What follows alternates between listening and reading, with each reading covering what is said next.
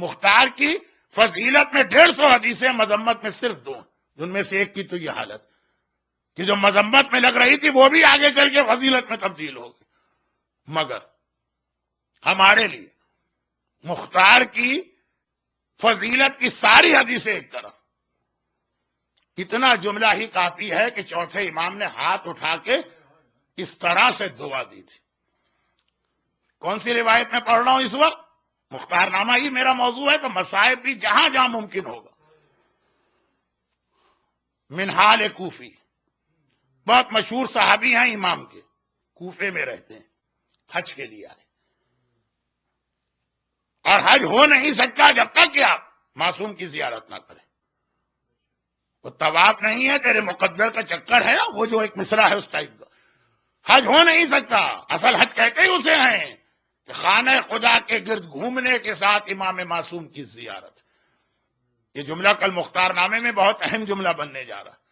اس جملے نے ہی اس آدمی کی جان بچا لی جو مختار کو قید سے نکال رہا تھا۔ کل کی بات، بس اتنی سی بات کہ منہال حج کے بعد مدینے آئے، روضہ رسول کی زیارت کی، اور چونکہ چوتھے امام کا زمانہ ہے چوتھے امام کی بھی زیارت کی۔ جیسے ہی پہنچے امام نے دیکھا منہال اچھا تم کوفے سے آئے ہو؟ فرزند رسول جی ہاں۔ کہا کہ کوفے کے کیا حالات ہیں؟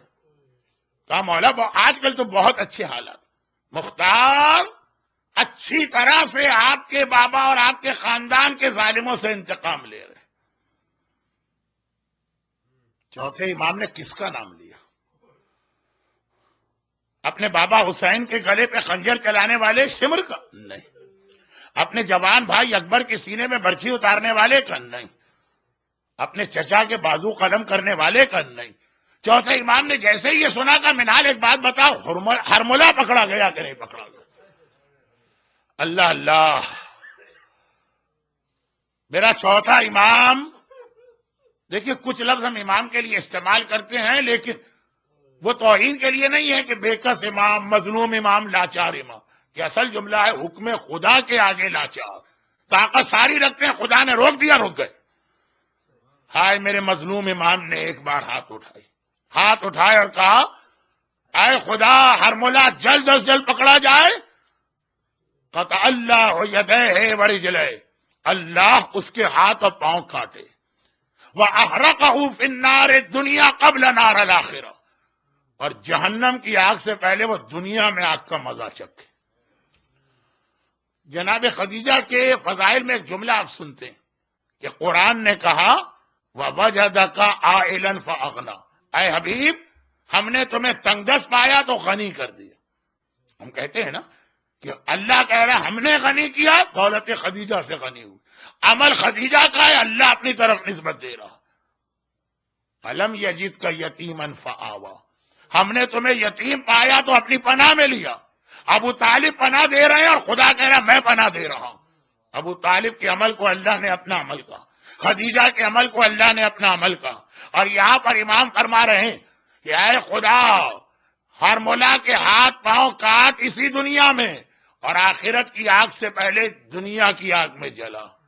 اور یہ عمل کس نے کیا؟ مختار نے۔ عمل مختار کا ہے، امام اللہ کی طرف نسبت دے رہے، اسی لیے بعض علماء مختار کا لقب کہتے ہیں خدائی تلوار، وہ جو عمل کر رہا ہے خدا اپنی جانب نسبت دے رہا ہے۔ منہال نے دعا سنی اور بس زیارت ہو گئی، کوفے میں آ گئے۔ ابھی کوفے میں انٹر ہوئے ہیں، حج کر کے آ رہے ہیں، گھر بھی نہیں گئے، ابھی کوفے کے دروازے سے گھر جا رہے ہیں، دیکھا مجمع دوڑا جا رہا، مجمع بھاگا جا رہا، ایک بہت بڑا مجمع، سب ایک طرف جا رہے ہیں۔ گھبرا کے کہا بھائی کیا ہو گیا، کہاں جا رہے ہو؟ کہا ہم کناسا میں جا رہے ہیں۔ کناسا میں ایک بہت بڑا میدان تھا۔ بھائی کیوں جا رہے ہو؟ کہا ابھی ہرملا پکڑا گیا ہے، ظالم اتنے دنوں سے چھپا بیٹھا تھا، ابھی ہرملا پکڑا گیا ہے، مختار نے کہا ہے سب آدمی وہاں پہنچے، مجمع عام میں سزا دی جائے گی۔ بس ایک بار منہال نے اپنی سواری کا رخ پھیر لیا۔ حج سے آدمی کتنا تھکا ہوا تھا، نہیں جانا گھر، جا کے اس ہرملا کے انجام کو دیکھنا ہے۔ وہاں پہنچے، مختار بھی آیا آخر میں، منہال کو دیکھا، پہچانتے ہیں کہ امام کے صحابی، کہا منہال ابھی تم سے بات کرتا ہوں، پہلے تمہیں ہرملا کو سزا دو۔ اور ایک بار ہرملا کے ہاتھ کٹوائے، پاؤں کٹوایا، آگ میں ڈال کے زندہ جلایا۔ منہال نے کہا سبحان اللہ، اللہ اکبر، مختار نے کہا کہ ٹھیک ہے، اللہ کی تسبیح اور تکبیر ہر وقت کی جا سکتی ہے، اس وقت کیوں کی؟ کہا اس لیے کہ میں نے مدینے سے رخصتی ہوا، اپنے چوتھے امام کا جملہ سنا تھا کہ اللہ اس کے ہاتھ پاؤں کٹوائے، جو جو امام کہہ رہے اسی طرح سے ہرمولا کا انجام میں نے دیکھا، وہی ترتیب کے ساتھ پہلے ہاتھ کٹا، پھر پیر کٹے، پھر آگ میں جلایا گیا۔ ابھی میرے آقا مولا نے جملہ کہا ہے۔ مختار نے گھبرا کے کہا واقعا ایسا ہی ہوا ہے؟ منہال کہتے میں گواہ ہوں۔ مختار گھوڑے سے اترے، زمین کناسا پہ سجدہ کیا، خدا بندے تیرا شکر ہے میں دعائے امام سجاد پورا کرنے والا بنا، میں تمنا امام سجاد بنا۔ تو 156 روایتیں فضیلت کی ایک طرف، یہی کتنی بڑی سعادت ہے کہ مختار دعائے سجاد کی تعبیر بن کے آ رہے، تمنا سجاد، مراد سجاد ہمارے سامنے پوری ہو رہی۔ مگر اس سے کچھ پہلے، ہرملا کا ہاتھ اور پاؤں کٹنے سے کچھ پہلے ایک ایسا ماحول کناسا میں بن گیا کہ کیا کسی مجلس میں وہ گریا ہوا ہوگا جو کوفے کے اس میدان میں ہو رہا ہے، کیونکہ مختار نے کہا تھا ہرملا اتنا بتا دو کہ تو نے میدان کربلا میں کیا کیا تھا۔ کہا کہ اے مختار اتنا سن لے، میں تیر اندازوں کا سردار بھی تھا اور عرب کا سب سے بڑا تیر انداز۔ جنگ شروع ہوتے ہی ہمارے ساتھ میرے پاس آیا، کہا ہرملا میں تمہیں چھوٹے موٹے کاموں کے لیے زحمت نہیں دوں گا، تم ایک کونے میں بیٹھ کے آرام کرو، تمہاری جو فوج ہے، تمہارے جو شاگرد ہیں، تمہارے جو نیچے والے، ان کو لے کے جاتا ہوں۔ جب کبھی معاملہ اتنا خطرناک ہوگا کہ جنگ میرے کنٹرول سے باہر ہوگی، صرف اس وقت تمہیں بلاؤں گا۔ مختار نے کہا تو پھر بلائے گا؟ کہا کہ بس پورے کربلا میں صرف 3 بار مجھے بلایا گیا، مجھ سے کہا گیا کہ تمہیں تین تیر مارنا ہے۔ پورے کربلا میں نے 3 تیر مارے، مگر عزاداروں یہ 3 تیر کربلا کے ظالموں کے تمام مظالم پہ بھاری ہو گئے۔ مختار کہتے ہیں پہلا تیر کیا تھا؟ کہا کہ ایک بار عمر صاحب پورا دن صبح سے دوپہر، دوپہر سے سپہر مجھے کوئی کام ہی نہیں دیا گیا، آرام سے بیٹھا ہوں۔ سپہر کے قریب عمر صاحب گھبرایا آیا، کہنے لگا ہرمولا اب تیری ضرورت پڑی ہے۔ حسین کا بھائی عباس گیا فرات کے کنارے، پانی بھر کے آیا، ہم نے اس کا دائنا ہاتھ کٹوایا، وہ نہیں رکا، بایاں ہاتھ کٹوایا، نہیں رکا، اس کے سارے جسم میں تیر بے بس ہو گئے، وہ نہیں رکا۔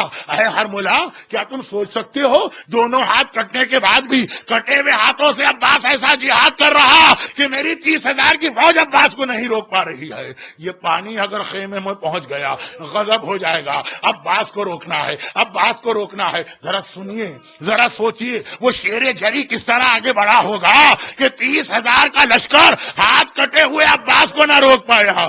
ہرملا کہتا ہے کہ جب میں نے یہ سنا، بسر سعد نے مجھے بلایا، ایک مرتبہ میں چلا، میں نے دیکھا واقعاً عباس کے بدن پہ کوئی جگہ بھی بغیر تیروں کے نہیں ہے۔ تبھی تو وہ معمار ایک مرتبہ جناب عباس کے روزے میں، اصل قبر تو نیچے ہے نا، وہاں پہ پانی آنے لگا تھا۔ اس کی بات نہیں کر رہا، اس سے بھی پہلے کی بات، پانی آنے لگا تھا، ایک آدمی کو بلایا گیا، معمار کو، وہ گیا، چیخے مارتا ہوا آیا۔ لوگوں نے کہا کیوں رو رہے ہو؟ کہا کہ میں نے تاریخوں میں پڑھا ہے عباس کا قد اتنا زیادہ تھا کہ گھوڑے پہ بیٹھتے تھے تو پاؤں زمین تک پہنچتے تھے، اور وہاں قبر تو ایک بچے کے برابر قبر نظر آ رہی ہے، ایسا بدن ٹکڑے ٹکڑے ہوا۔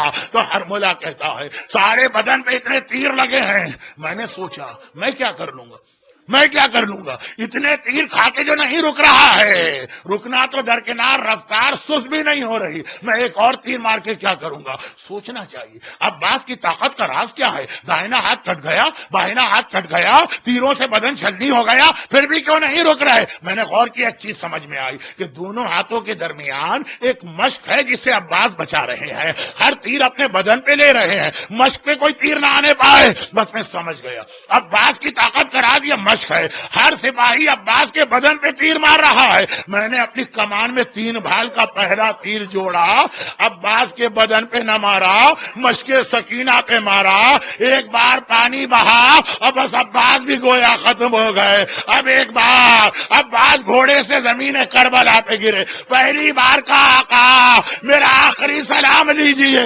اور جب حسین سرہانے آئے، عباس سے پوچھا عباس تمہاری بھی کوئی حاجت ہے؟ کہا صرف ایک حاجت ہے، جب پیدا ہوا تھا پہلی زیارت آپ کے چہرے کی تھی، دنیا سے جا رہا ہوں آخری زیارت آپ کی کرنا چاہتا ہوں، مگر ایک آنکھ میں تیر لگ چکا ہے، دوسری آنکھ میں خون جمع ہے، مولا اگر میرے ہاتھ اس قابل ہوتے اپنے ہاتھوں سے خون صاف کرتا، بس ذرا یہ خون صاف کیجئے۔ حسین نے ابا کے دامن سے عباس کی آنکھ سے خون پہنچا، عباس نے آنکھیں کھولی، آخری زیارت حسین کی حسین نے کہا عباس اور ایک تمنا میری بھی ہے اور بہت پرانی تمنا ہے، ہمیشہ تمہاری زبان سے سنا، تم نے مجھے آقا کہا، ایک بار حسین کا دل چاہتا ہے مجھے بھائی تو کہہ لو، تمہارے منہ سے بھائی سننا ہے، یہ میری آخری وصیت۔ عباس نے بھائی کہا اور ایک بار فاطمہ زہرا پچھاڑے کھا کے گری، ارے میرا عباس مارا گیا، ارے میرا لال مارا۔